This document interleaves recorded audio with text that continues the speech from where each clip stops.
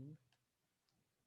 Before this lecture, we have already discussed about the atomic packing efficiency of simple cubic structure, body-centered cubic structure, and face-centered cubic structure. Now, in today's lecture, we will discuss about the atomic packing efficiency of hexagonal close packed structure, how we can calculate that. So, on the screen, you are able to see this is the hexagonal close packed structure. As we know, in the hexagonal close packed structure, in which 6 atoms are present. See, in this diagram, you are able to see it's a hexagonal close packed structure in which C is nothing but the height of this hexagon. C is nothing but the height of this hexagon, and A is nothing but the side of the hexagon. C ही हेक्झॅगॉनची height आहे आणि A हे या हेक्झॅगॉनचा ह्या हेक्झॅगॉनची side आहे, बाजू आहे. Okay, now as usual, first of all we should just go to the formula how we can get the atomic packing efficiency of any structure, and then we will come again here. See, uh, as we know, this is the formula atomic packing efficiency. Atomic packing efficiency of hexagon is equal to average number of atoms multiplied by volume of atom divided by volume of unit cell. Okay, actually before this particular hexagon we have discussed a simple cubic structure BCC and FCC in which unit cell was cube. So that's why it was very easy to calculate the volume of unit cell because that unit cell was cube. So side of the cube is A. So A into A, that is A cube, was the volume of unit cell in the previous cases, but not here. पूर्वीच्या केसेसमध्ये volume of unit sale हे ए cube असायचं, मिळायचं, सोपं होतं. लांबी गुणिले रुंदी गुणिले उंची केलं लगेच मिळायचं. पण इथं हेक्झॅगोनल्स असल्यामुळं या ठिकाणी व्हॉल्यूम तुम्हाला सहज मिळणार नाही, थोडेसे आपल्याला मेहनत करावी लागेल. कसं करते बघा. Volume of atomic packing efficiency is equal to what? Average number of atoms. किती नंबर ऑफ atoms आहेत हेक्झॅगॉन मध्ये? 6. इथे लिहिलं आपण 6. What is the volume of atom? As usual 4/3 pi R cube. हे पण सेम आहे. राहिला प्रश्न घ्यायचा व्हॉल्यूम ऑफ युनिट सेलचा. Now volume of unit cell, our first target is to get the value of volume of unit cell. आपल्याला या हेक्झॅगॉनचं आकारमान काढायचे, व्हॉल्यूम काढायचे. व्हॉल्यूम कसं काढलं जातं? लांबी गुणिले रुंदी गुणिले उंची, म्हणजेच काय? Area into height. Okay, L into B into H. L into B म्हणजे height, area, and H is height. So area into height. मग आता इथं सुद्धा आपल्याला तेच काम करायचं आहे. पहा, इथे या डायग्राम मध्ये तुम्हाला बघायला मिळतं, this is nothing but a hexagon. Okay, can you directly find out the volume of hexagon? No, या हेक्झॅगॉनचा आपण डायरेक्टली व्हॉल्यूम काढू शकत नाही. तर कसं करायचं, काय करायचं बघा. मग आपण काय करू माहिती का, पहिल्यांदा हा जो हेक्झॅगॉन आहे खाली बॉटमला, या हेक्झॅगॉनचा एरिया काढू. ओके, या हेक्झॅगॉनचा एरिया काढू. आणि एकदा का मला या हेक्झॅगॉनचा एरिया मिळाला की त्या एरियाला मी हाईटनं मल्टिप्लाय करतो, म्हणजे सीनं मल्टिप्लाय करतो. मला area multiply by height, that is nothing but the volume of hexagon. Okay, जसं की आपल्याला माहित आहे, एरियाला आपण हाईटनं मल्टिप्लाय केलं, व्हॉल्यूम मिळतो. मग आपल्याकडं हाईट तर आहे, मग राहिला प्रश्न एरियाचा. पहिल्यांदा आपण एरिया काढू. या हेक्झॅगॉनला जरा बाजूला घेतो मी. हे बघा इथं मोठा केला, PQRSTU. ओके, PQRSTU, आणि सेंटरला हा C. त्याचा ही जी बाजू आहे याला आपण म्हटलं ए. आता पहिलं माझं काम आहे की या हेक्झॅगॉनचा एरिया काढायचा आणि त्या एरियाला या सीनं मल्टिप्लाय करायचं. मग एरिया मल्टिप्लाय बाय हाईट केलं की मला काय मिळेल? व्हॉल्यूम मिळेल. बरं, आता ह्या हेक्झॅगॉनचा एरिया काढण्यासाठी पण माझ्याकडे फॉर्म्युला नाही आहे. पण मला एक गोष्ट माहिती आहे की in this particular hexagon you are able to see 6 triangles. 6 त्रिकोण दिसतात. कुठले बघा? PQC, QRC, SCR, TCS, TCU, UCP. 1 2 3 4 5 6 असे 6 ट्रायंगल दिसतात आणि हे सगळे इक्विलॅटरल ट्रायंगल आहेत. याची सगळ्यांची सगळ्या कशा समान आहेत, सारखे आहेत. मग आता मी जर एका ट्रायंगलचा जर एरिया काढला तर त्या एका ट्रायंगलचा एरिया मल्टिप्लाय बाय 6 केलं तरी मला या 6 ट्रायंगलचा एरिया मिळेल. 6 ट्रायंगलचा एरिया म्हणजेच काय, या हेक्झॅगॉनचा एरिया असेल आणि त्या हेक्झॅगॉनच्या एरियाला मी फक्त या सी ने मल्टिप्लाय करणार, मला व्हॉल्यूम मिळणार because I am interested in volume of hexagon. Okay, so take first triangle. एक ट्रायंगल घेऊ आपण पी क्यू सी.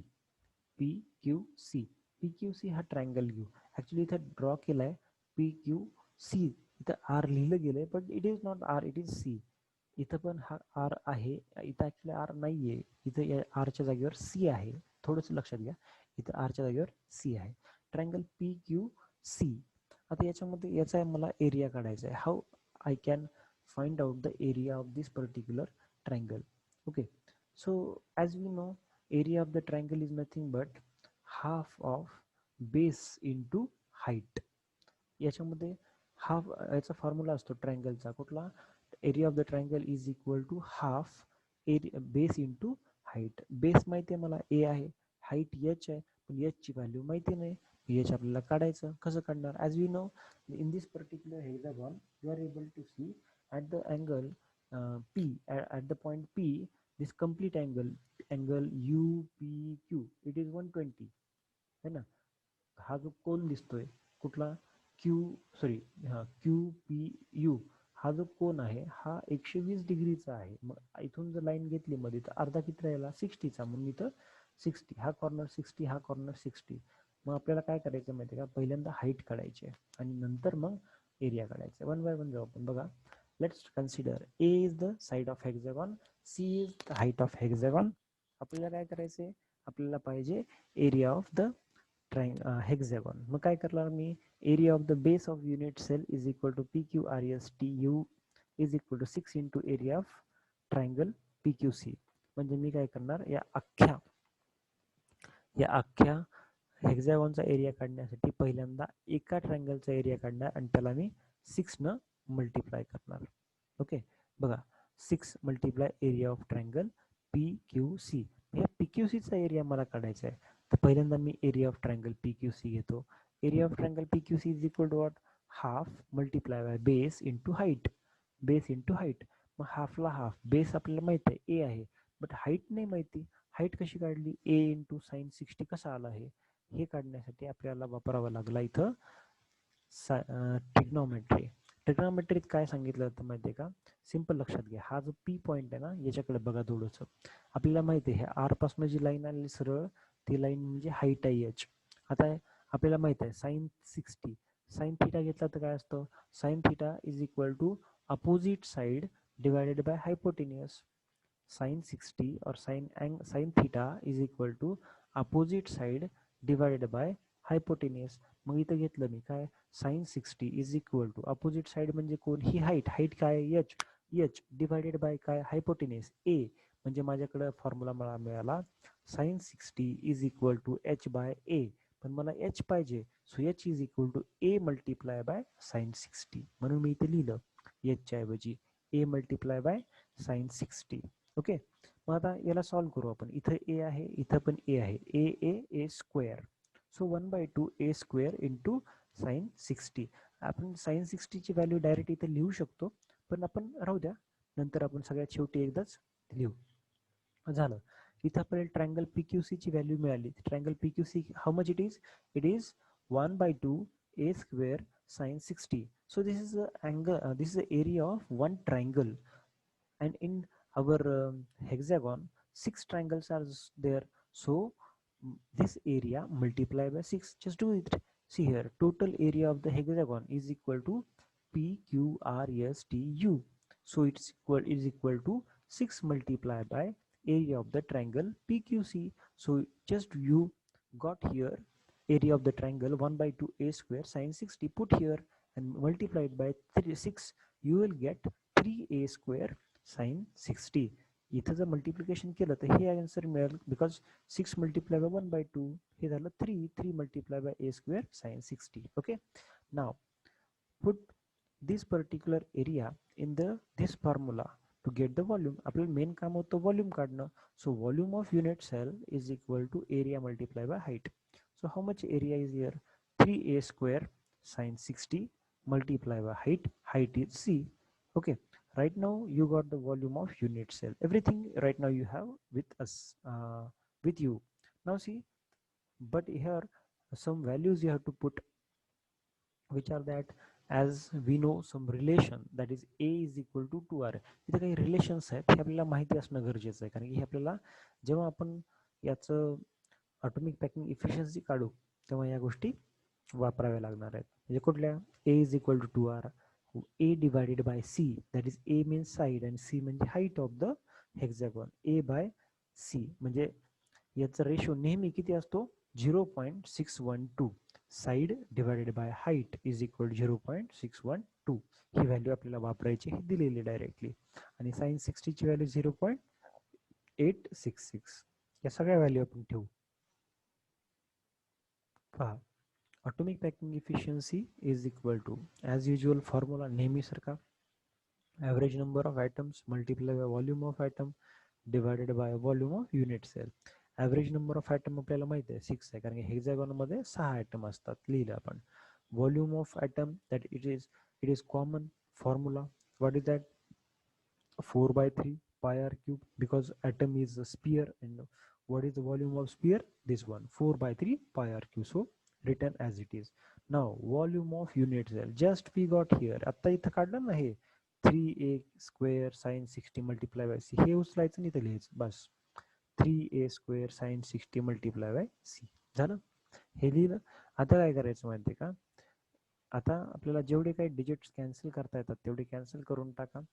आणि ज्याच्यामध्ये आता इथं वरती आर आहे, खाली ए आहे, याला पण आपल्याला चेंजेस करायचे आहेत. कसे करणार? आपल्याला आत्ताच माहिती आहे, आत्ता आपण शिकलो काय? ए इज इक्वल टू 2r आणि A by C is equal to 0.612 असं लिहायचं आहे. मग एच्या जागेवर हे लिहू शकतो आणि ए बाय सीच्या जागेवरती 0.612 हे आपण लिहू शकतो. कसं कसं करायचं आता बघा. यालाच आपण नीट पाहिलं, याला सॉल्व करायचं आहे. कसं करणार आपण? ए इज इक्वल टू 2r. मग एच्या जागेवरती मी 2r लिहिणार. इथं एचा स्क्वेअर आहे म्हणून 2rचा पण स्क्वेअर इथं होतो. ओके, पण असं केलं तर ए जर गायब झाला तर ए बाय सी ची व्हॅल्यू ठेवणार कुठं? तसं नाही करता येणार. मग आपण एक काम करू. काय करू? ए इज इक्वल टू 2r आहे ना, ए इज इक्वल टू 2r. तर आपण असं करू, R is equal to A by 2, R is equal to A by 2 घेऊ आणि ह्या वरच्या आरच्या ऐवजी ए बाय 2 हे लिहू आणि त्या हे आरचा क्यूब आहे म्हणून ए बाय 2चा पण क्यूब करून टाकू. हे जर केलं तर याला सॉल्व करा. म्हणजे वरती ए क्यूब असणार आहे, इथं खाली ए स्क्वेअर आहे, वरचा क्यूब मधला 2 म्हणजे ए स्क्वेअर गेला, हा ए स्क्वेअर गेला, म्हणजे वरती ए शिल्लक राहिला. ए डिवायडेड बाय सी आहे. आता बाकीच्या व्हॅल्यू तर सगळ्या कॉमन येतात, म्हणजे सगळे डिजिट्स आहेत. यांना आपण सॉल्व केलं तर आपल्याला असं मिळालं. हे ए बाय सी जे दिसते ना, ए बाय सी म्हणजे काय? हे काय 0.612. ए बाय सीच्या ऐवजी 0.612 लिहायचं. हे ठेवलं आपण लिहून इथं आणि याला सॉल्व करायचं. पायची व्हॅल्यू आपल्याला माहिती आहे 3.14. हे 3 कॉन्स्टंट आहे. ए बाय सी 0.612 आणि साइन 60ची व्हॅल्यू आपण जस्ट बघितली 0.866. ते ठेवून द्या, तुम्हाला मिळेल AP, that is atomic packing efficiency, is equal to 0.74. So in this way we can easily find out the atomic packing efficiency of hexagonal close packed structure. Okay, म्हणजे ह्याच आपल्याला काय केलं? हेक्झॅगोनल क्लोज पॅक्ड स्ट्रक्चरची आपण efficiency काढली आणि ती efficiency आपल्याला किती मिळाली? 0.74. Okay, now we will just revise all the points which we learned here in this particular slide. You are able to understand. See here, name of structure is here, here number of atom present in that structure and atomic packing efficiency of that structure. Okay, हा जो chart तुमच्या समोर नजरेसमोर दिसतोय हा सगळ्यात महत्वाचा आहे, कारण याच्यामध्ये आपल्याला कमीत कमी 2 क्वेश्चन्स विचारले जाऊ शकतात. इथं मी एक टेबल बनवला आहे. म्हणजे पहा, सिंपल क्युबिक स्ट्रक्चर. आता सिंपल क्युबिक स्ट्रक्चर मध्ये किती ॲटम्स असतात? 1. In the simple cubic structure 1 atom is present. And what is the atomic packing efficiency of it? It is 0.52. Okay, second one, body-centered cubic structure having 2 number of atoms and atomic packing efficiency 0.68. Face-centered cubic structure having 4 number of atoms and atomic packing efficiency 0.74. And last one, hexagonal close packed structure in which 6 number of atoms are present and whose atomic packing efficiency is 0.74.